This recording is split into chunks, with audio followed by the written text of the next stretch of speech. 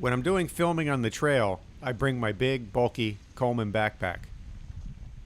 But for shorter 1 or 2 hour rides on the single track, I usually just bring my Camelback. For today, we're just going to worry about the Camelback. There are certain items that are a must to carry on a trail. One of them is water for hydration.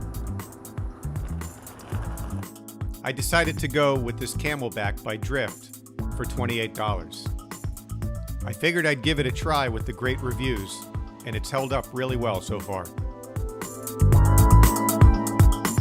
So let's get to it, and let me show you what I keep inside my Camelback. On the outside of the pack, I keep a towel or handkerchief that comes in handy for wiping sweat or cleaning my phone or camera lens. The bungees on the outside make it really easy to fasten it. In one of my side pockets, I keep an air pump. This pump will actually accept a Schrader or Presta valve. This is my main pack. It's a heavy-duty Ziploc bag I can keep everything contained in, and it fits in the side pocket. I have 4 zip ties in case one of my cables comes undone or I'd have to make an emergency fix. I have 2 tire levers. These are good for changing a flat or changing a tube. Also, I have some quick links and a spare link in case I have some chain damage.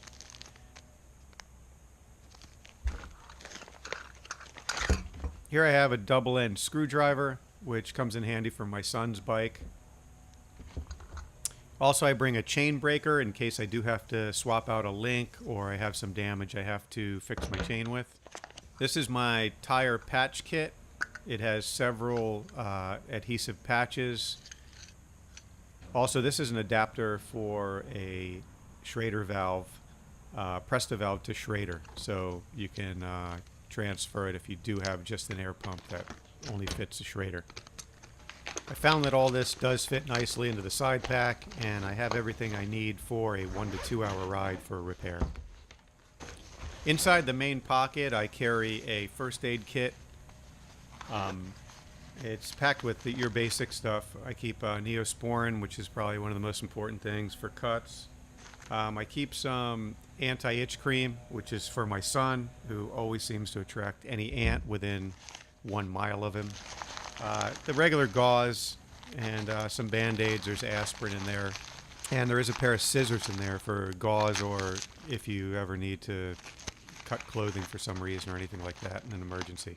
But I always do keep that with me at all times for myself or in case somebody on the trail may need assistance too.